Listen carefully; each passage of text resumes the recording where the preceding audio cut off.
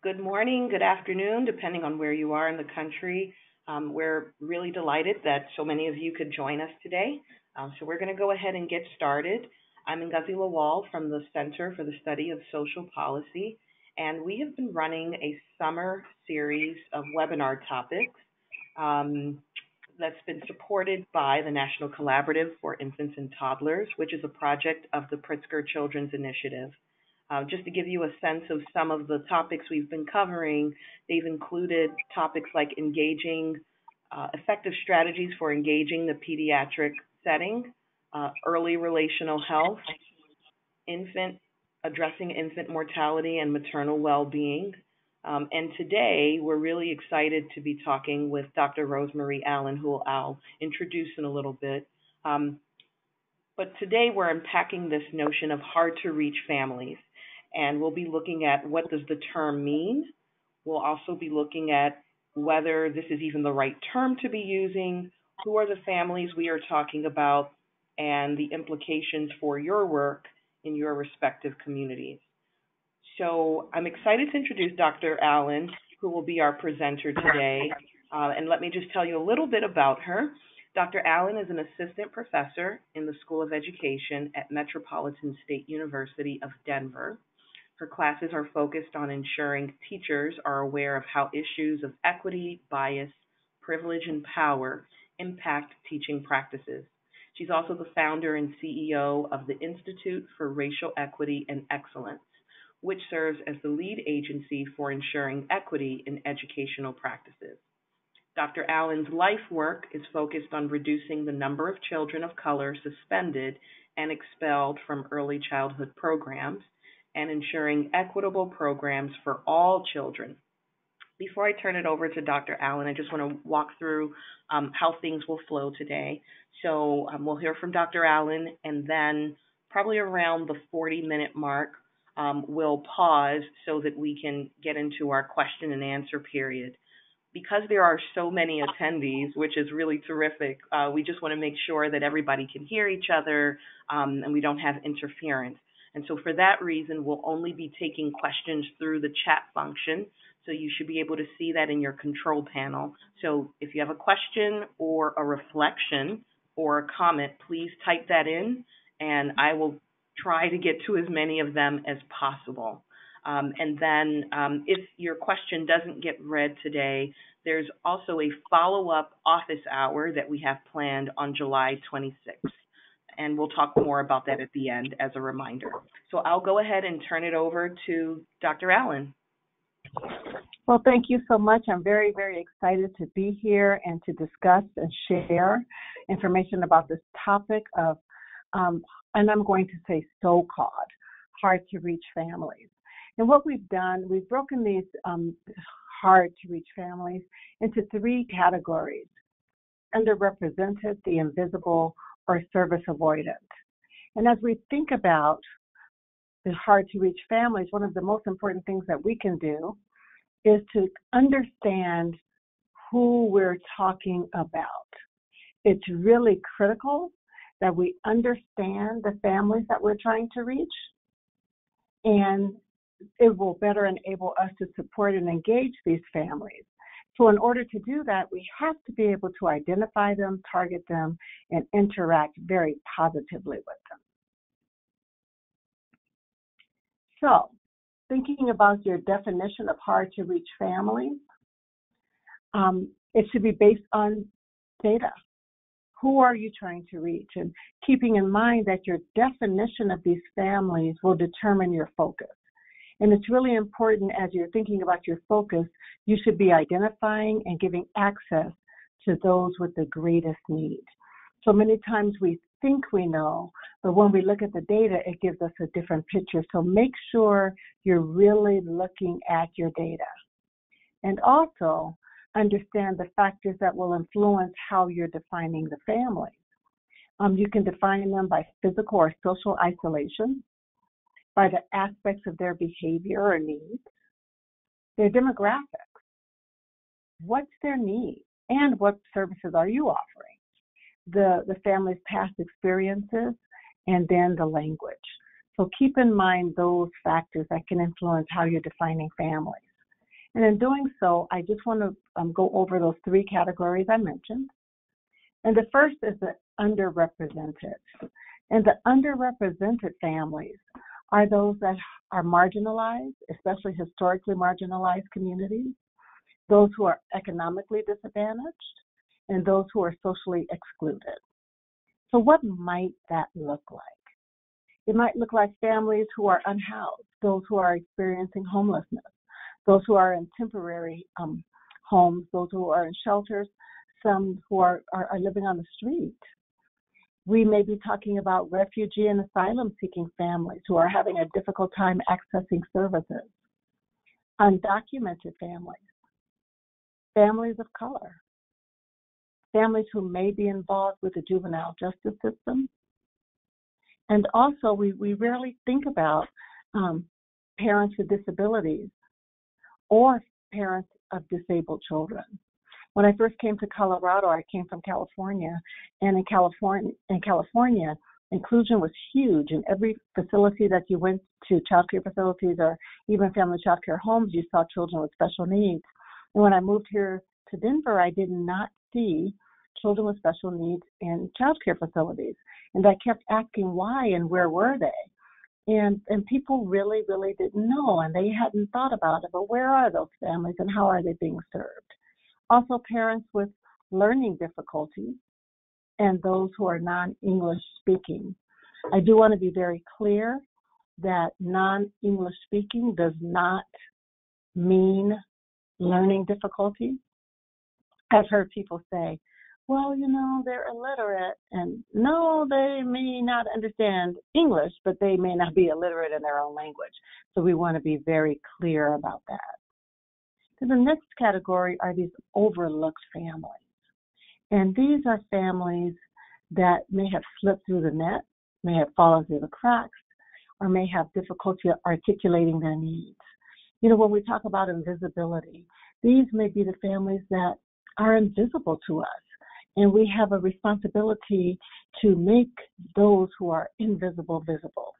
And those who fall into this category include young parents, teen parents, fathers. So many times we don't have the relationship with the fathers of the children as much as we do the moms. Parents with mental health issues, and those who may be involved in a cycle of domestic violence, either as the abuser or as the victim or the perpetrator. So we have to be aware that they may be invisible to us. And also, we may be overlooking our gay, lesbian, bisexual, and transgendered families. And then there are some families who are socially isolated. And then there are those who may have been refused their asylum, and they may be invisible or overlooked to us as well. Our last category are those that we call service avoidant. And we have to ask ourselves lots of questions about these families who seem to avoid service or resist services. And we have to ask, are they unwilling to engage? Or perhaps they're suspicious of services or suspicious of providers? Or why are they disengaging from opportunities? And are they over-targeted? As I was thinking about this category specifically, it made me wonder if at one point I was thought of as service avoidant. My son was diagnosed with sensory integration processing issues as well as auditory processing, and he was on an IFSP and then an IEP when he turned 3 years old. And as we were getting closer to kindergarten, as a mom of a Black boy, I knew I would have to make a conscious decision to either accept or refuse services. And quite frankly, I was leaning towards refusing services because I did not want my Black son to be further labeled in the education system and to enter a system that historically has no exit plan for Black children. And as we were talking about what his needs would be when he turned 4.5, I was really thinking, well, maybe he won't need services. So I don't know if we're going to do that. I didn't express that we would just pay a private provider to meet his needs, but I just wonder if I would have been perceived as service avoidant. And you have people who have long-term, complex, multi-level needs. And they may feel that your services are not going to impact their lives because their lives are so complicated. And then you have families who have amazing legal barriers. You may have a family member, a mom whose son or daughter may have gone to prison and charged with a felony. And this mom may be accepting like Section 8 or SNAP, which is food stamps. And in so many states, if you are receiving that kind of a subsidy, you cannot have a felon in your home. So she may not be in a position to choose her son over subsidies. It may allow her son to live there, but may refuse services because of legal barriers, that she doesn't want to be perceived as doing something illegal or even turned over to authorities. And again, the domestic violence abuse can be an issue for these families. And then you also have families who have this culture of privacy, that we don't want you in our business. We don't want you in our homes. What happens in our home is very private. And this can also be a result of being suspicious or the long-term historical trauma that people have experienced when systems and governments have not treated them very well. And then we have the substance dependent who may be struggling with some substance issues, either over the counter or illicit. We don't know, but they may avoid services because of that. You know, and in part of the definition, we talked about over-targeted. And we also have to be aware of the multitude of people, services, and agencies that circle through some of these under-resourced areas. People come in with promises, with plans, with surveys, with little respect for the people who live there. And you have to understand that you may just be another person who has cycled through. So be aware of that as well. So what we know is that families experience lots of difficulties that prevent them from accessing resources and opportunities. And to support these families, one of the most critical things that we must do is suspend judgment and to be aware of our own biases. And I just want to talk to you a little bit about implicit biases. So what is implicit bias? Implicit bias is this mental process that results in feelings and attitudes about people that we view as different. It could be based on race, age, gender, however we perceive people to be different from us. And this bias is developed over the course of our lifetime. And the problem with implicit bias is that it's implicit, that it's unconscious, and we are not consciously aware of the negative attitudes that we have about people that have been recorded internally on our inner recording over our lifetime. And this is where stereotypes develop and our perceptions of people, and we're influenced by the media, by our family, by our friends, and by our experiences. And although we all have biases, we're all impacted by implicit bias, no one is immune to this. We can't help it. We drink biased water and we breathe biased air, and no one escapes. I always tell my students and people that aware is halfway there. Because even though we honestly believe with our whole heart that we see and treat people as equals, our biases, they influence our perceptions and our actions, how we behave and how we treat other people. And we have to know that. We have to accept that, because unless we do, we will not be able to ensure equity for the families that we serve, especially the families that we're talking about today. And I'd like to share with you this definition of equity that CSSP has adopted from Angela Blackwell Glover from the Policy Link, and attributing this to Policy Link. So, and I'm going to read it verbatim. Equity has been defined as just and fair inclusion into a society in which all can participate, prosper, and reach their full potential. This system performance measure prompts an assessment of how well leaders and stakeholders in the early childhood system are using the system-level perspective and influence they have to advance racial, economic, and social equity in the community. So I want you to keep this in mind as we move through the presentation. So one of the things that we have to do is identify the families, understand how we're defining them, use our data, understand implicit bias so that we can ensure equity. And in order to do that, we must see the humanity in everyone. Our hearts must meet, and we must meet on a human level.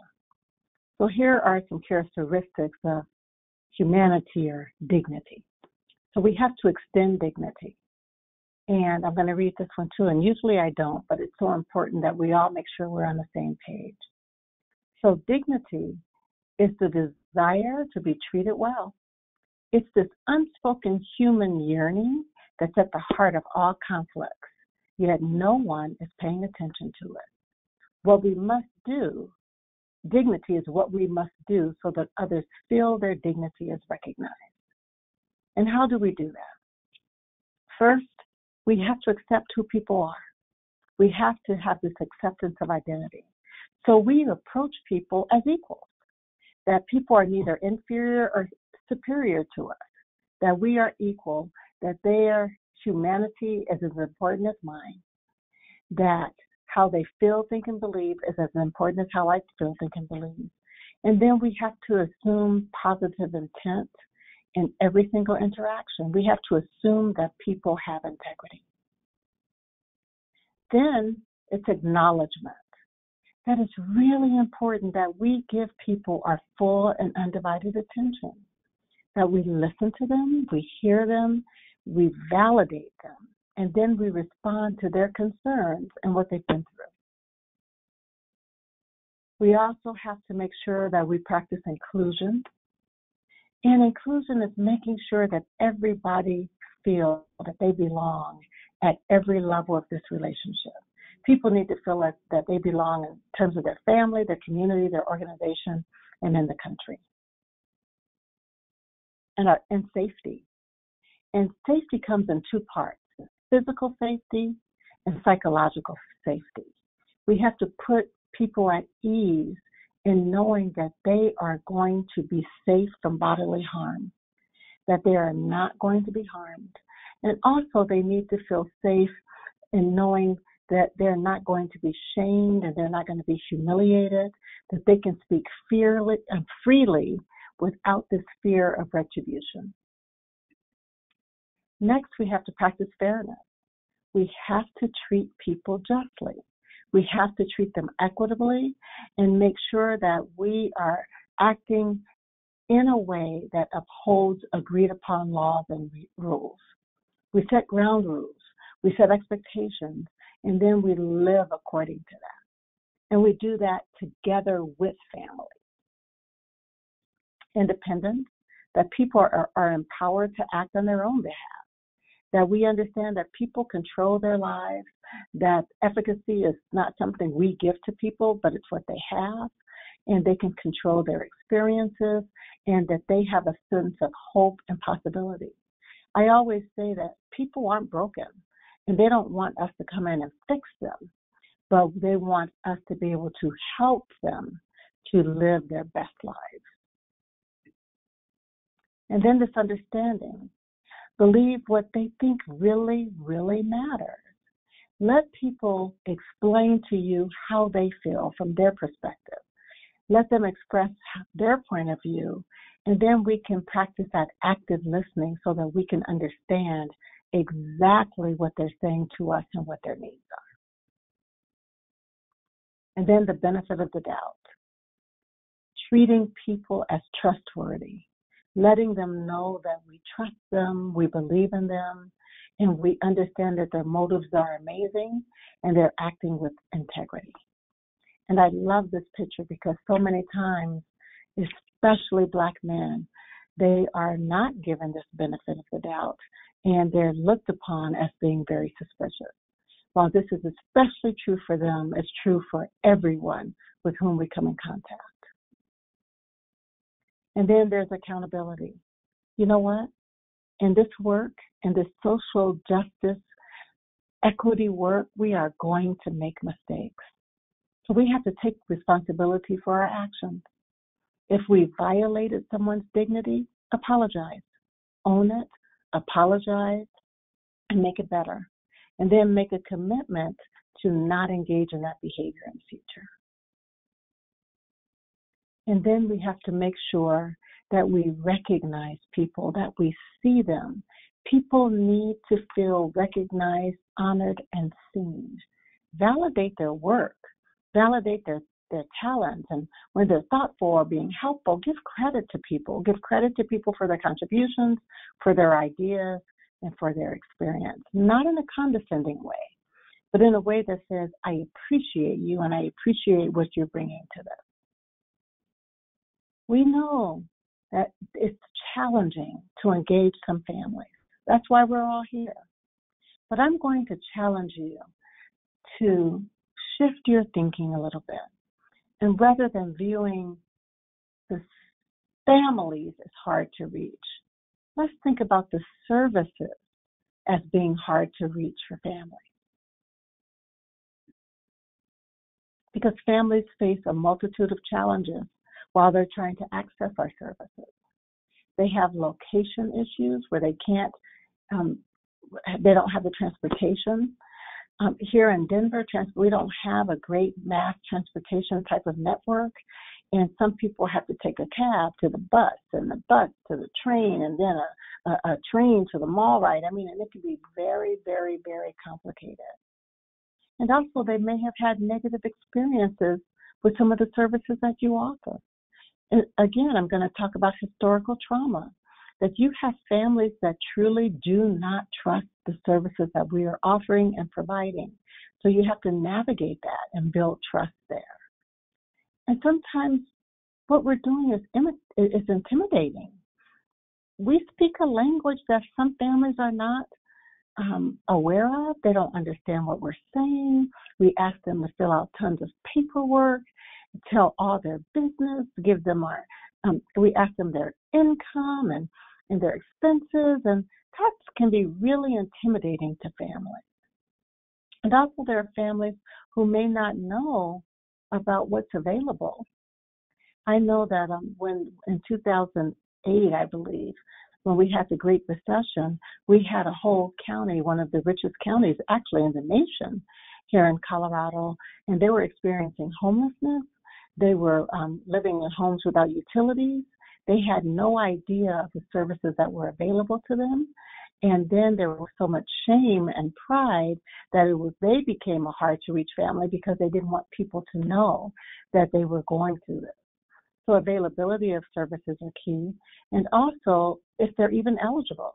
So even in my example, some of these families were making $300,000 a year, two-parent working families, and both were laid off with no income, and they didn't know they were eligible for child care subsidy while they looked for a job, or what we call LEAP here, maybe called LEAP everywhere, where they could have their utilities paid for through the Department of Human Services. So eligibility can become a big issue. So there are many methods for engaging families, and we have to understand that there is not one method. This is not a one-size-fits-all, or a cookie-cutter type situation. We have to make sure that the methods and strategies that we use with families are varied, flexible, customized, and ongoing, meaning we don't give up when families don't make an appointment. We wait a long time because some families may not be guided by that temporal clock and may be guided by a clock that says the time starts when I get there. So again, flexible, customized, and ongoing methods should be employed. So let's talk a little bit about strategies for engaging families. And as I do this, I want to make sure that I'm recognizing Dr. McDonald because this is based on a lot of her work. So, one of the first strategies, go to where the families are. A lot of these families are not going to come to you. They're not going to come to you and ask you what you're offering. And they won't seek services in unfamiliar places. So rather than waiting for them to come to where you are, show up to where they are. Find out where families are. You can go to parks and shopping centers and places of worship and shelters and zoos and museums and things like that. So you have to say, why would we meet families where they are? Why can't they come to us? Well, you go to where they are because it's going to be key in developing relationships and building communication and building trust.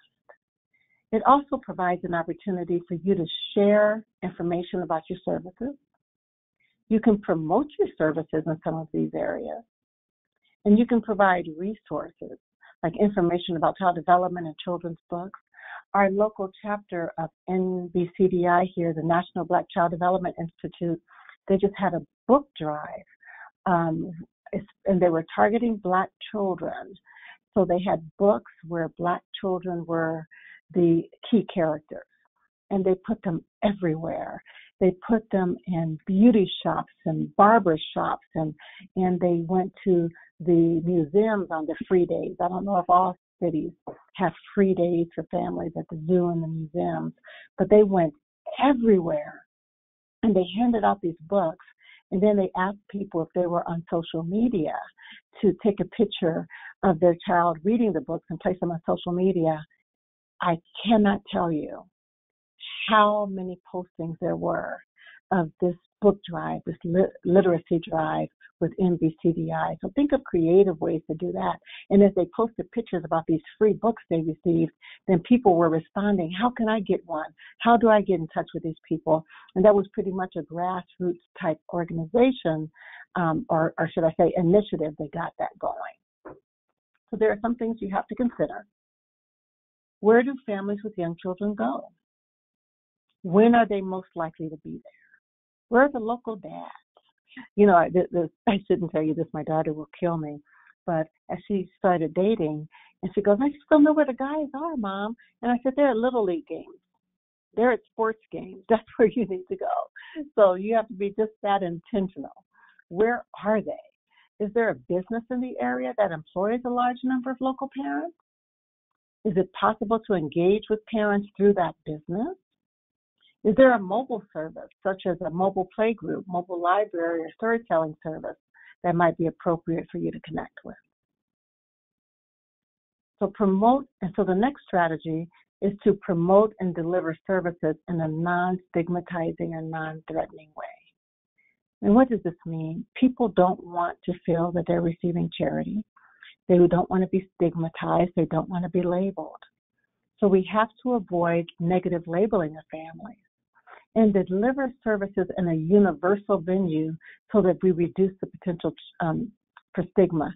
So what does that mean? It means that people can't look at them and say, oh, they're receiving subsidy. Oh, you're here for that service. To deliver services in a very neutral, universal venue. And consider very casual, informal, and social interactions. And also provide services that are free or low cost. So the considerations for this strategy is it possible to hold the program that you're offering in a venue that's more neutral in the minds of the local community? There was an organization here that wanted to build a mental health clinic in the middle of one of our communities here.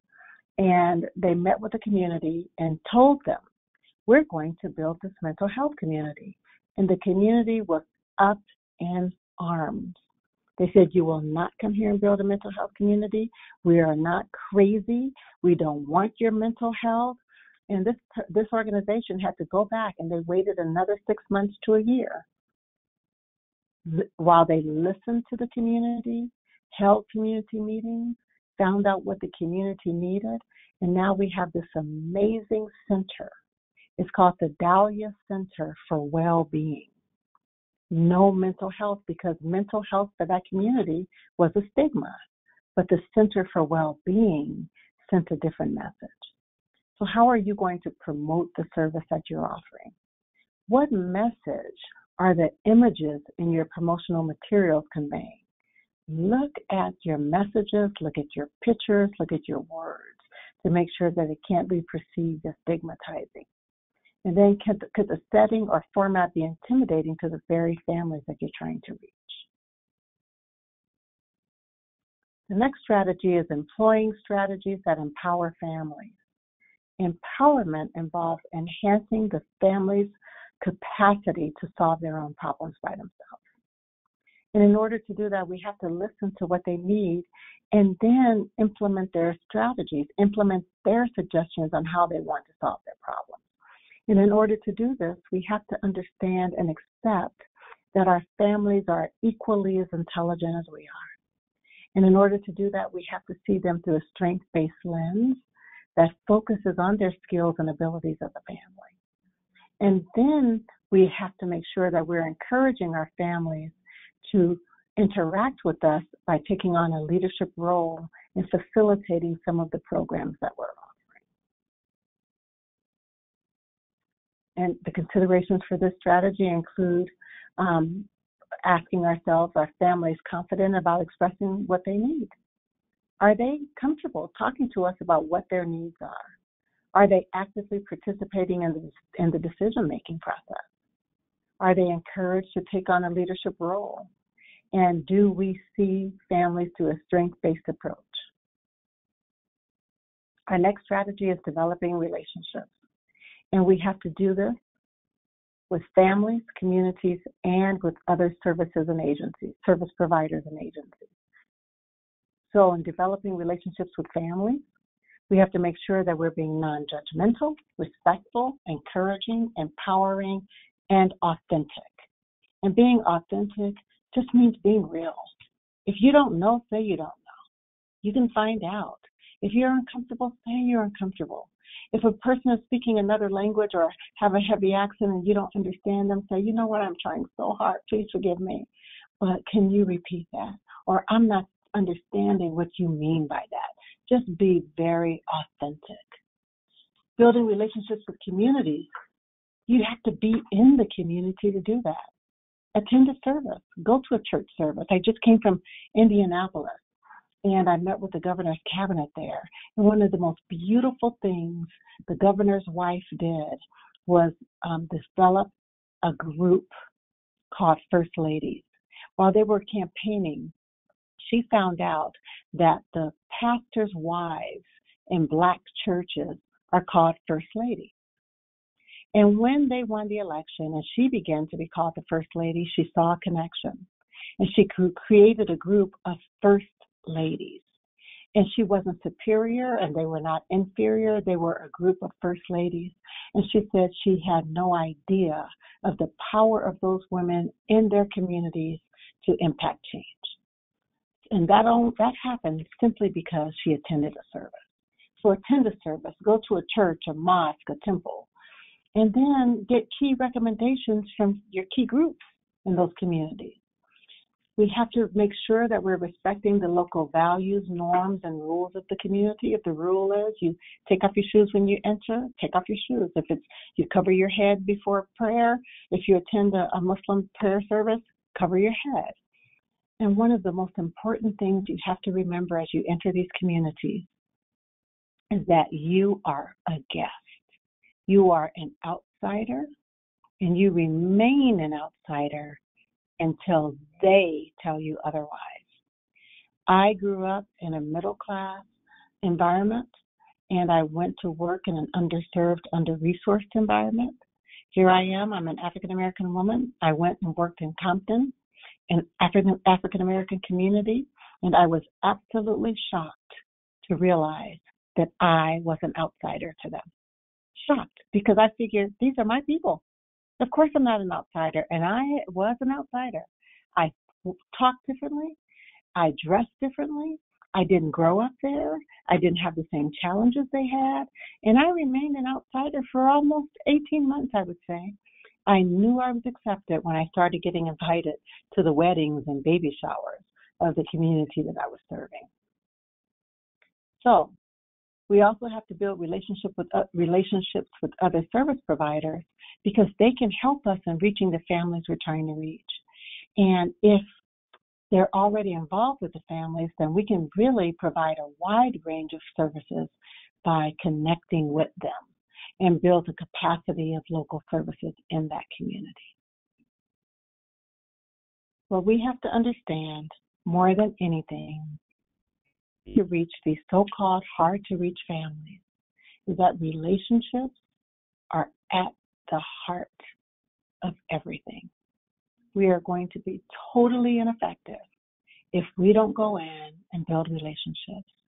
And guess what? It takes time. Building these relationships will take time. It's not going to happen overnight. It's going to take a while. Just like I said, it took 18 months of me working directly with these families before that relationship was strong enough for them to include me as an insider in their community. Thank you so much. And now we're going to turn it over to Ngozi for questions.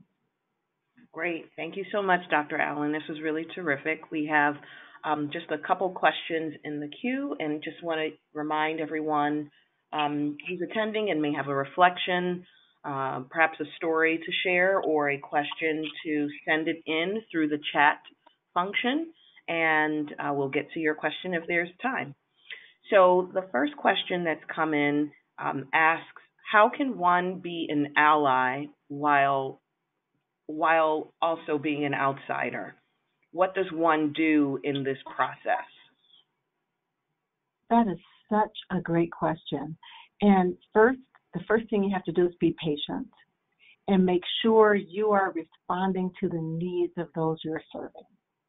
That the agenda that you're working from is actually their agenda. And you are there to support while also taking a backseat. Great, thank you. Another question came in around the hard to reach definition. So the question is, so if we should not be using the term hard to reach, and the concept is really hard to reach services, how do we talk about families that we're describing today that are in need? And, thank you for that. And I'm going to practice what I preach and say that this is a challenge. Finding the right terminology without looking at it through that kind of deficit lens, because sometimes hard to reach will sound like they're hidden or hiding from us. And I think we have to come up with a term that says, I'm trying to reach out to these families, but the deficit is really with me. I'm the one who don't know how to really connect with the families. So I don't have an answer for the terminology. But even when we talked about those three categories, one of the categories was service resistant. That's what was in the literature. And Ngozi and I played around with that and said, well, we don't want it to seem like these people are resisting services. They may be avoiding services, and we have to build relationships with them so that they may be more willing to engage. So I don't have a pat kind of, title for that. So I want us to think about it. And if you think of anything, my information was on the screen. Let us know, because we really want to come up with a term that honors who these families are, and that's also strength-based. Great, thank you. So the next question reads, oh, my screen is moving, sorry. Okay, so the question says, this is good stuff. You spoke about accountability of service providers, but can you speak to accountability of the people to which we are providing services? Yes. Accountability, respect, it goes both ways, but we have to also understand some of the challenges. So when we make appointments, that's the one that I hear most often, how frustrating it is when you spend all this time making appointments with families and then you go and they're not there. And I think what we're going to have to practice, especially with families that are having challenges, some of the challenges that we talked about, is to practice forgiveness and patience while also holding people to a standard. And you can say, let's make another appointment, one that will work for you. And I'm going to ask that you let me know if you can't make it so that I can tend to another family who may be in need, and just kind of talk about what those rules and expectations are. And we talked about that. It's honoring the rules and expectations that both parties have set. And I think it's okay to remind people, but as the professionals trying to reach families who are going through their own challenges, that it's going to be on us to really be patient and forgiving and to assume positive intent and develop an understanding for what these families are going through, while also adhering to some expectations by discussing them. Great, thank you. The next question reads, how do you advocate for time or money to be spent on the slow relationship building process when your organization might want to see results and progress and outcomes right away? Yeah, and that's always a tough one. Isn't it amazing? Because funders are like, I want to see the impact. And sometimes the impact takes years.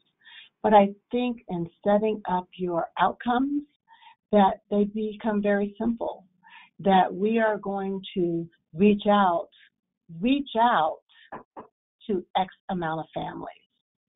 And we're going to connect with X amount of families. And to help funders understand that outreach is very, very important. And the fact that you connect it is in and of itself an outcome. We're going to have to shift the way that our funders are thinking and some of their expectations so that they can see the long-term impacts of what we're doing. It's so funny because for those of you in early childhood, we use the Perry Preschool Project as a cost-benefit research that says for every dollar you spend, you get, $12 back in returns. But we rarely talk about the fact that that's a longitudinal study, and it took years for us to get that information. So we're going to have to set up some quasi-type outcomes and targets and timelines while we're always looking at that long-term goal. Great, thank you. The next question reads, how do we reach communities to gather their feedback to improve programs and services who express they are over-surveyed and want action? Thank you for that. That's a very, very good question. There was a community organizing group that came to our church, and we are absolutely over-targeted in this community.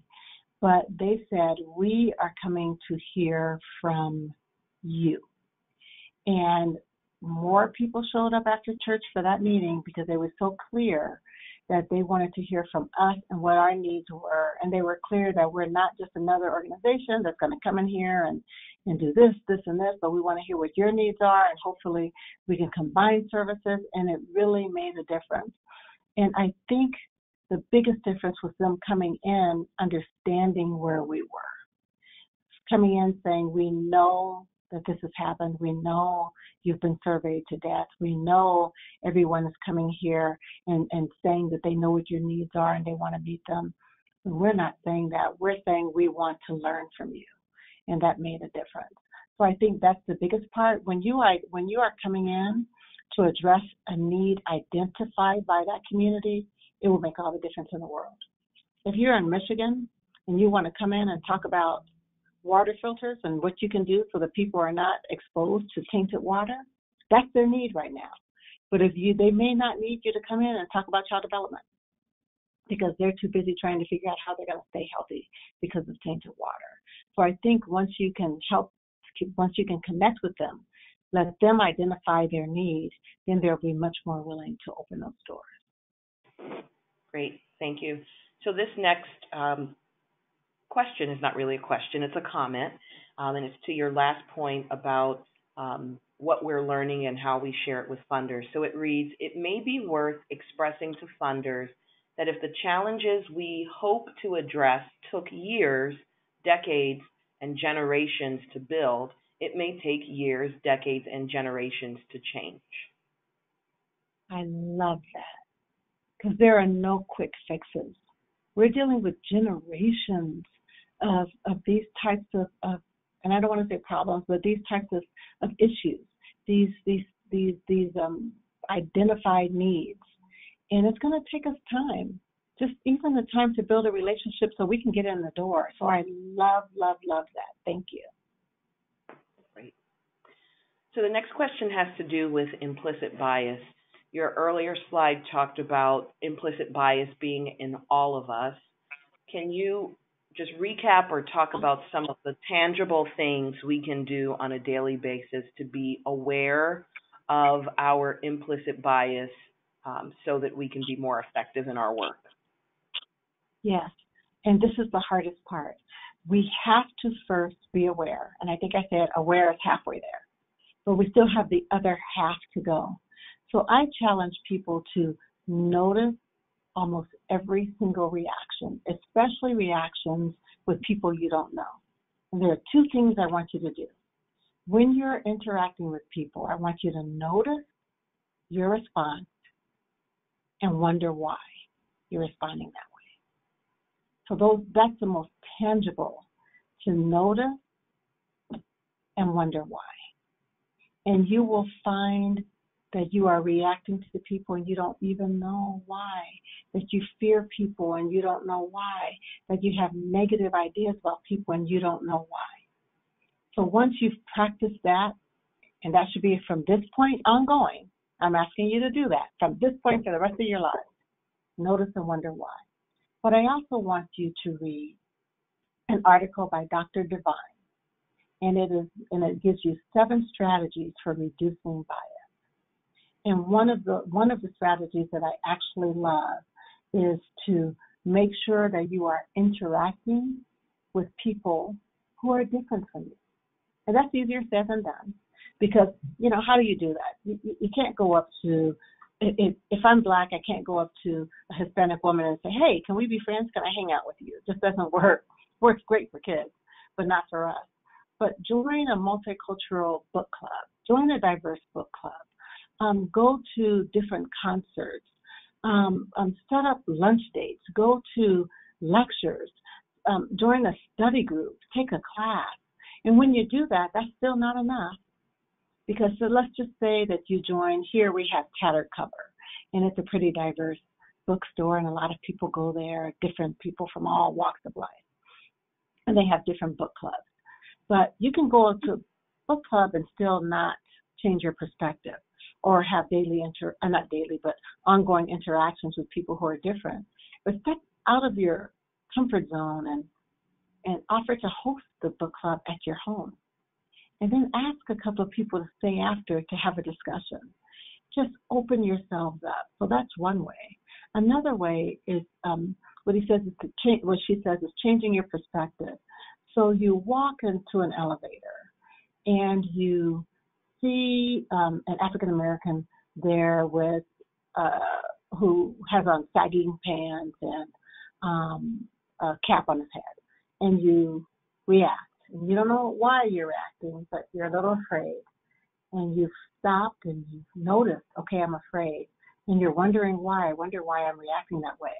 So the next thing that Dr. Devine says that we should do is imagine that person through this positive lens. Imagine him as a doctor. Imagine him as an engineer, to kind of get rid of this negative stereotype and to see the person in a different light. But there are 7 strategies, and sorry I haven't memorized them all, but pick up that article. If you just do Divine Reducing Biases as a Google search, that article will come right up. Can you just spell for us the doctor's name? And we'll also make the materials available, but just in case folks want to get started. Awesome. It's Devine. V as in Victor. Great. Thank you. So we've got another question in. It says, hi, my name is Mercedes. I work with Roca. I hope I'm pronouncing that right. I work with Roca. I work for Roca with high-risk young mothers. How do you help families that do not recognize how beneficial your services could be to them in the long run? Similar to donors who want results now, how do you help families who also seek immediate outcomes? And the best way to do this is to, while you're working with those young families, every now and then you get that shining star who loves the services, who see the benefit right away, and who's implementing some of your strategies, and they tell you all the time how great they are. Make that person your spokesperson because they're already a community member and they can sell the services for you. So take that champion, even if it was a person from the year before, but take that champion from the community to sell the services to the community. Some of you are familiar with Parents as Teachers, and this is what they did. They took families that participated in the program and trained them so that they became the facilitators of the program. So we're going to have to use our community members in that way to sing our praises so that they can sell the benefits of the program to their community members. Great, thank you. So another question has to do with independence. In an earlier slide, you talked about empowering people to act on their own behalf so that they have a sense of agency. How can you assist families if they don't yet recognize their own agency yet? I love the saying, the answer is in the room. And I believe they do understand it. We just have to help it come out and give them time. So we can say, what are your goals for your family? And they may not be able to articulate that right now, but give them time. I want you to think about what your goals are for your family. And next week we're going to come back. I was a facilitator in the FLTI, Family Leadership Training Institute, and I learned that people may not come in knowing what aspect of their lives they want to address, but they know what that is. And just to be there to facilitate that rather than dictate that is going to be the most important thing. So if they feel that they don't know where their strengths are, to be able to facilitate it by asking those open-ended questions. Well, what do you think? And how do you think we can address this? And what do you think needs to happen first? And who are the people that we need to connect to? Who do you think is right here in your community that you can lean on for this? And helping people to realize that and bringing it to the surface. Great, thanks. Another question reads, we understand, or I understand, the importance of taking responsibility for your own actions and when having offended someone, apologizing and making a commitment to change that behavior for future interactions. What strategies do you have for creating a sense of accountability in an organization or an agency?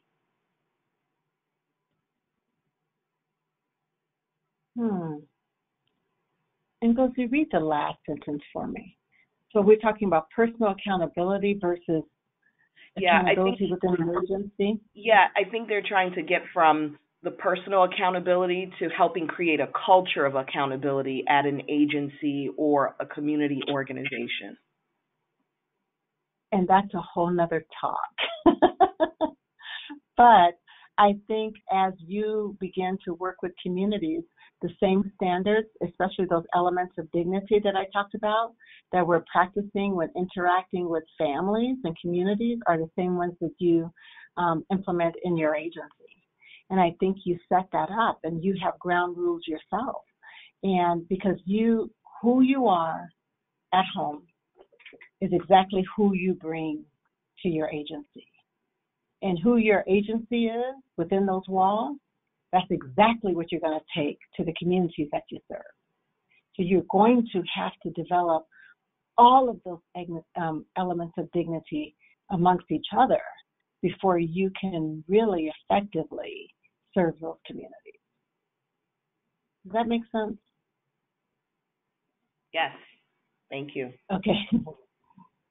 And I don't have any other questions in the queue. We have comments like, this is very helpful, this is great, when will the slides become available? So this is probably, we've gotten a number of questions about when the slides will be available. So it's a good time to just remind folks of next steps. So you can continue this conversation with Dr. Allen during our office hour. So this office hour is designed for a smaller group who have now heard this presentation to dig in a little bit more. Perhaps there are questions that you will be thinking about and pondering between now and then, so you can bring that to the office hour.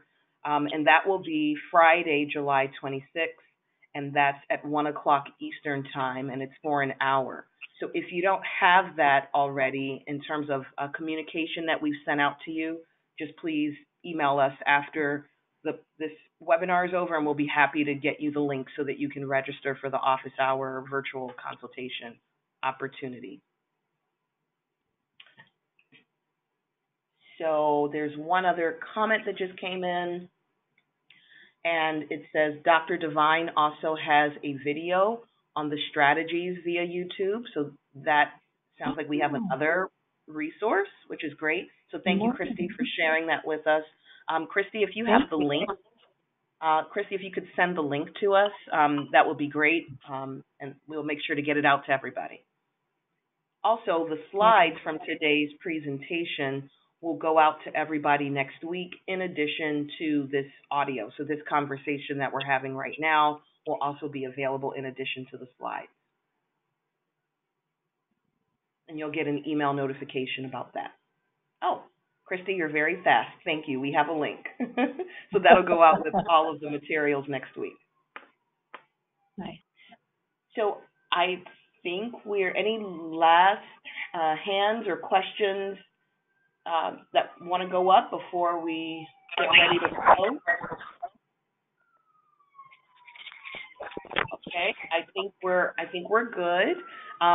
So Dr. Allen, thank you so much for your information and your very thoughtful responses and sharing your experiences with us. I think the attendees got a lot out of it, and we hope that you all will be able to join us in 2 weeks for the office hour opportunity. So thank you, everyone, and have a great afternoon. Take care. Thank Bye-bye. you. Thanks.